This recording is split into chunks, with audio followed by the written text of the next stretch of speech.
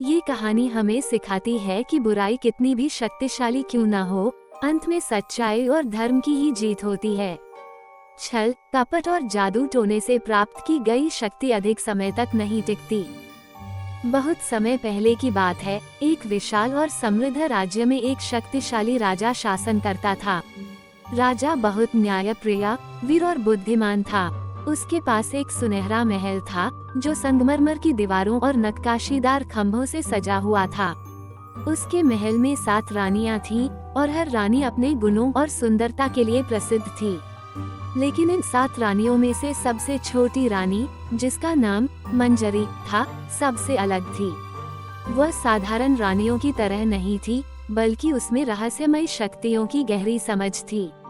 उसकी सुंदरता जितनी मोहक थी, उतना ही उसका दिल लालच और ईर्ष्या से भरा हुआ था।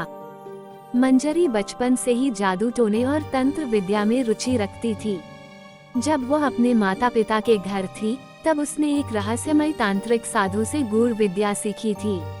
लेकिन ये बात किसी को भी नहीं पता थी। राजा की बाकी रानियां अपने सौंदर्य, गुण और स्नेह से राजा का मन जीतना चाहती थीं, लेकिन मंजरी के मन में एक अलग ही योजना थी। उसे डर था कि राजा अन्य रानियों को उससे अधिक प्यार करेगा और उसकी उपेक्षा कर देगा। इसलिए उसने अपने जादू का उपयोग करके राजा को अपने वश में करने की योजना बनाई। शादी के कुछ महीनों बाद ही राजा का स्वभाव धीरे धीरे बदलने लगा।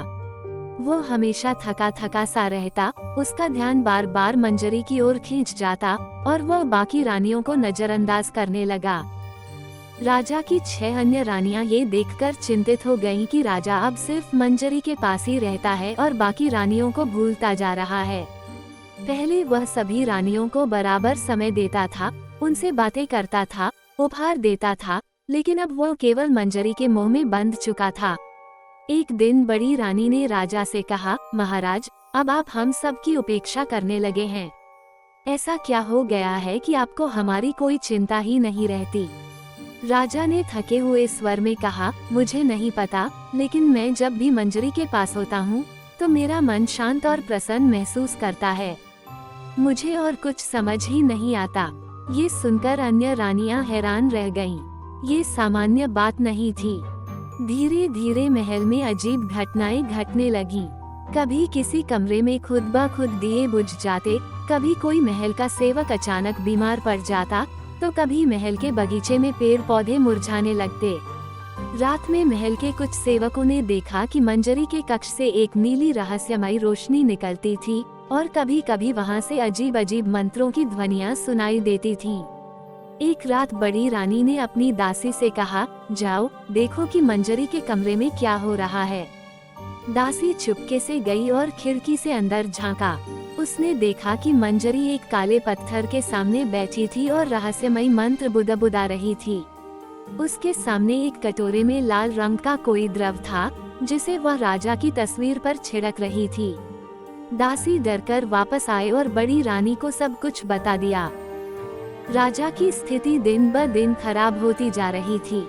बड़ी रानी ने महल के सबसे विद्वान राजगुरु को बुलाया और सारी बातें बताईं। राजगुरु ने कहा, यह अवश्य ही किसी काले जादू का प्रभाव है। हमें इसे समाप्त करने के लिए किसी सिद्ध संत की सहायता लेनी होगी।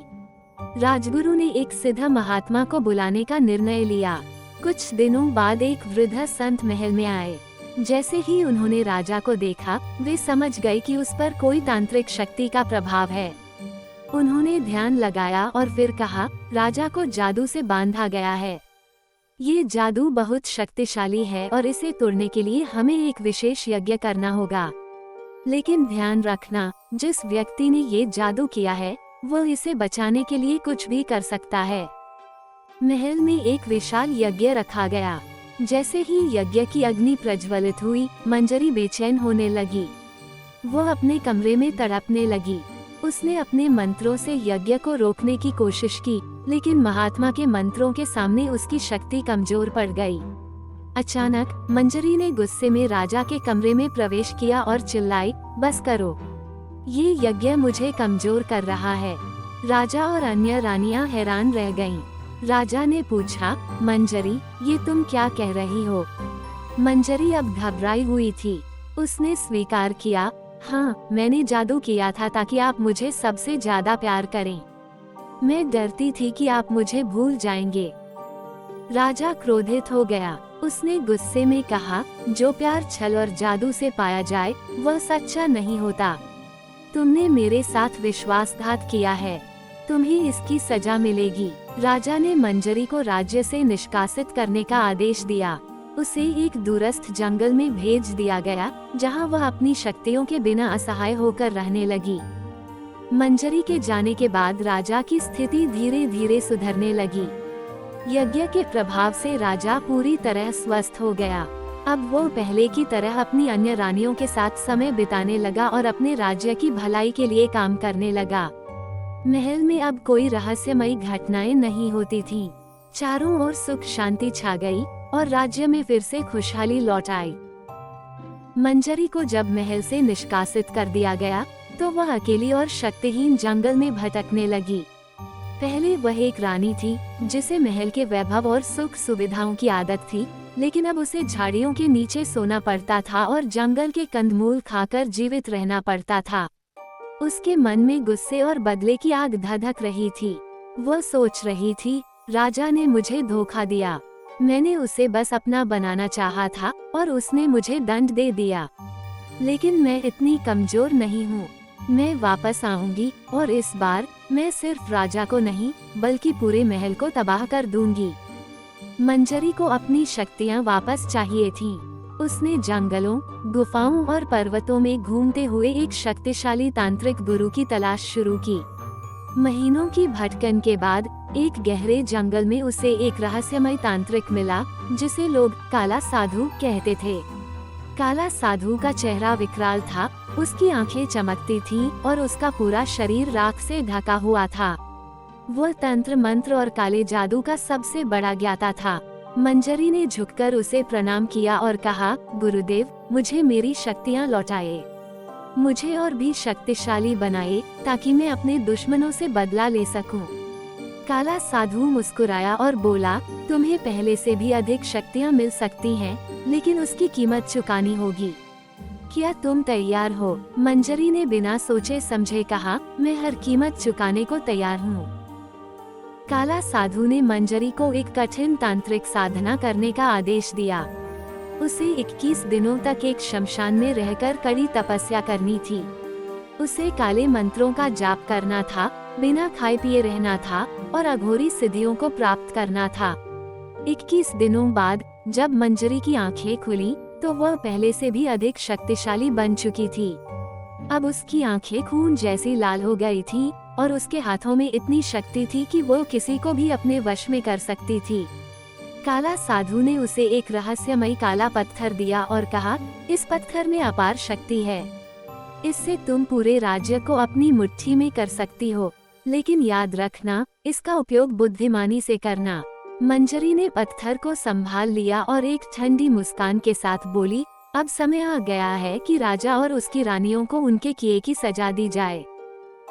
कुछ महीनों बाद एक दिन महल के आसपास के गांवों में अजीब घटनाएं होने लगीं। पशु बिना किसी कारण मरने लगे, कुओं का पानी काला पड़ गया और बच्चों को भयानक सपने आने लगे। धीरे धीरे ये बुरी शक्तियां महल तक भी पहुंच गईं। रात में महल के गलियारों में अजीब परछाइयां दिखने लगीं। राजा को बार बार डरावने सपने आने लगे जिनमें मंजरी उसे बुला रही थी। एक दिन राजा की सबसे प्रिय रानी, जो बड़ी रानी थी, अचानक बीमार पड़ गई। कोई भी वैद्य उसकी बीमारी का कारण नहीं समझ पा रहा था। महल में हर कोई डरा हुआ था। रात के समय जब पूरा महल सो रहा था, तभी अचानक तेज हवाएं चलने लगी। महल के दरवाजे खुद ब खुद खुलने लगे और एक काली परछाई धीरे धीरे अंदर आई। यह मंजरी थी, लेकिन अब वह पहले जैसी नहीं थी। उसकी आंखें खून जैसी लाल थी, उसके बाल हवा में उड़ रहे थे और उसके चारों ओर एक काली ऊर्जा लहर रही थी। जैसे ही वह महल के सिंहासन कक्ष में पहुंची, राजा और अन्य रानियां जाग गए। राजा ने जब उसे देखा तो चौंक गया। मंजरी, तुम वापस कैसे आई? मंजरी हंसते हुए बोली, राजा, तुमने मुझे धोखा दिया, लेकिन अब मैं तुम्हें और तुम्हारे पूरे महल को नष्ट कर दूंगी। राजा समझ गया कि अब समय आ गया है कि वो मंजरी की शक्ति का सामना करे। उसने तुरंत अपने राजगुरु को बुलाया। राजगुरु पहले ही भांप चुके थे कि महल पर कोई बड़ा संकट आने वाला है। वे तुरंत अपने दिव्य मंत्रों का जाप करने लगे। मंजरी ने राजा पर हमला करने के लिए अपने हाथ उठाए, लेकिन जैसे ही राजगुरु ने मंत्र पढ़ना शुरू किया, उसकी शक्ति कमजोर पड़ने लगी। मंजरी ने क्रोधित होकर काले पत्थर को उठाया और उसे फेंककर तोड़ने की कोशिश की, लेकिन जैसे ही पत्थर राजा के सिंहासन के पास गिरा, वहां एक तेज दिव्य प्रकाश फैला। ये प्रकाश इतना शक्तिशाली था कि मंजरी चीख पड़ी। उसकी सारी शक्ति नष्ट हो गई और वह जमीन पर गिर पड़ी। राजगुरु ने अंतिम मंत्र पढ़ा और देखते ही देखते मंजरी एक काले धुएं में बदल गई और हमेशा के लिए समाप्त हो गई। मंजरी के अंत के बाद महल से सभी बुरी शक्तियां समाप्त हो गईं। बड़ी रानी फिर से स्वस्थ हो गई और राजा अपनी बाकी रानियों के साथ सुख शांति से रहने लगा। राजा ने महल में एक भव्य यज्ञ करवाया ताकि राज्य की सुरक्षा हमेशा बनी रहे। अब राज्य में फिर से खुशहाली लौट आई और कोई भी काली शक्ति उसे नुकसान नहीं पहुंचा सकी।